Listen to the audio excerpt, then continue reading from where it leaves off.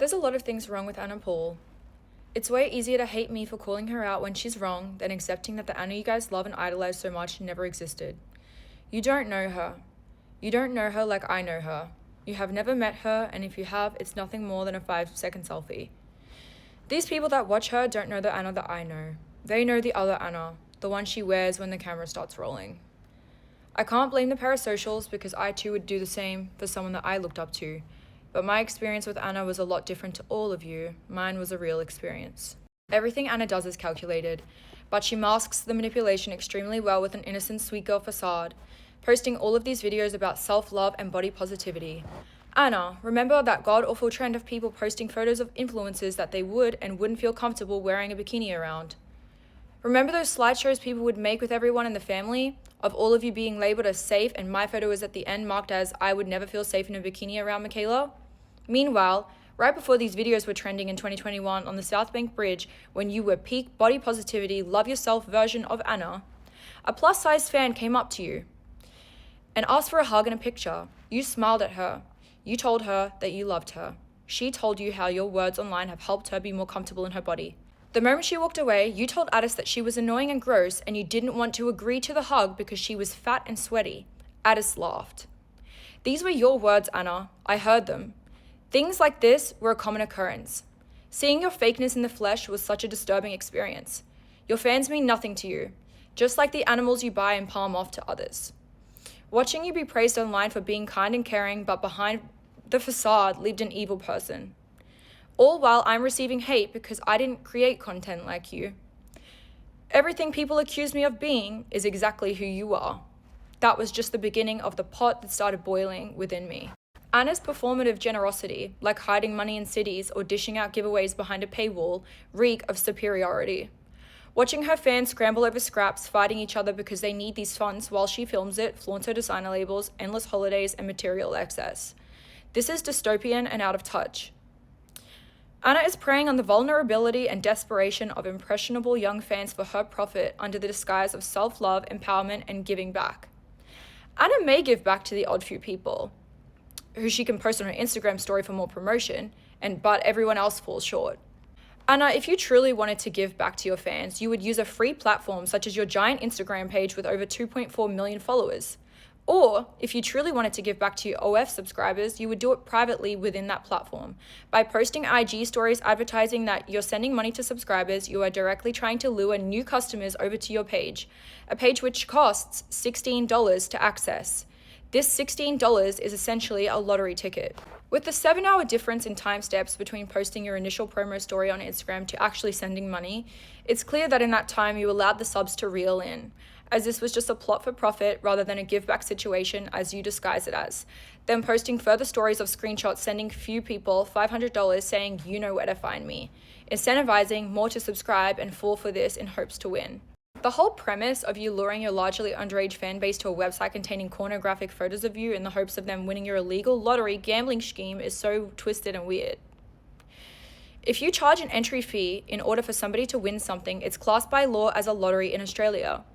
Anna is not licensed to hold lotteries. It's unethical, illegal, and against OF and Instagram's T&Cs. And on top of that, it's exploitation, particularly for her young audience. You only need to ID check to be a creator on the platform, not a spender. I've been on the platform for 6 years, I know it well, and we also conducted a test on this, which means these youths really are subscribing and tipping just like they told me that they have. People that love Anna will come up with all sorts of attacks on me to try and defend her behavior, and that's okay with me. I don't blame them. People may start pointing at me because I'm on the platform too. While I understand, I also testify. Only 3.4% of my following on Instagram, where this is displayed, is under the age of 18. Anna's statistics would paint much different story. I also never incentivize people to subscribe in the hopes or chances that I'd see their message of despair and send them a lump sum of money, like Anna, targeting her young female audience such as young mothers and high school girls. Another attack that Anna fans will use on me to defend her bad behavior is that I'm obsessed with her family and that I'm not over Addis. They spread all sorts of rumors about what they think happened. This rumor really bothers me and is not true in the slightest. Constantly being tied to such a horrible person and have lies told constantly about how you feel about them is horrible. You have only seen what I've allowed you to see. Anything after my first initial few videos I made, the rest were jokes for views and engagement. I broke up with him. It was my choice to never reconnect again. There was no contact from me to him during that entire time, despite his countless attempts to reach out to me. As I just said, it was exaggerated on my end for views because I know the content performed well, and it did. But I was well and truly over him months before we ended. I have never spoken truth to the internet because it isn't pretty. Everything I say going forward is the truth and will hold up in a court of law. Addis Paul has physically abused me multiple times when I tried to leave him. He would hurt himself and threaten his life to scare me into not leaving after he would hurt me. He would take large percentages such as 50% of my income to manage me, but in reality there was no managing, and I personally think it was financial abuse. After we broke up, he took jewelry from my room, hacked into my bets accounts, withdrew money, and then deleted the accounts, thinking I wouldn't notice. When I caught him, he sent it back and played a fool. Then crypto went missing from my accounts, which he set up for me. I accused him but had no proof as crypto is anonymous, so I legally had to backtrack while also being manipulated by him and Anna over the phone. I have sent him just about $1 million for numerous work or investments he's done for me and never saw anything from it. He is a cold-blooded scammer. He has not only scammed me but the public, and this started in him from a young age. There has been things he has been in trouble for in the past, but I cannot speak on them because he was underage. Then these crypto group controversies followed years later, which I had nothing to do with, and begged him to stop because it ruined my reputation online being affiliated with him. Addis was also accused publicly of rape by his ex-partner, to which I believed back then. I even messaged her that I did believe her. I believed her because her story was something that actually had been happening to me already. And when I confronted Addis and told him I believed her, a fight broke out and he would threaten his life. As a result of what was happening to me, I would get UTIs, and that in turn has permanently affected another internal body part.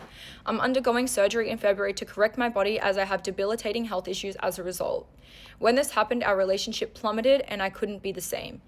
Does this sound like a person that I would be obsessed with or want back? I left the wrath of that.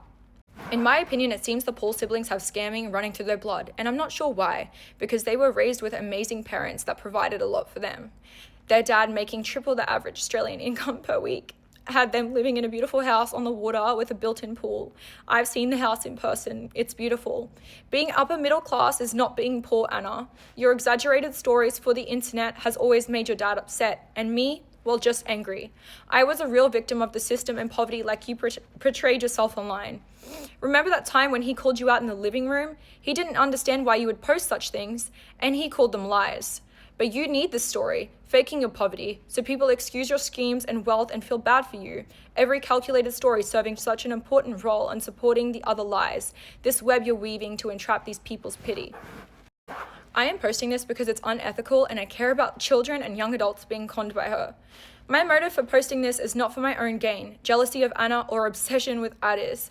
Posting this isn't giving me any other than jeopardy, and I'm not the ones in debt promoting cash grabs.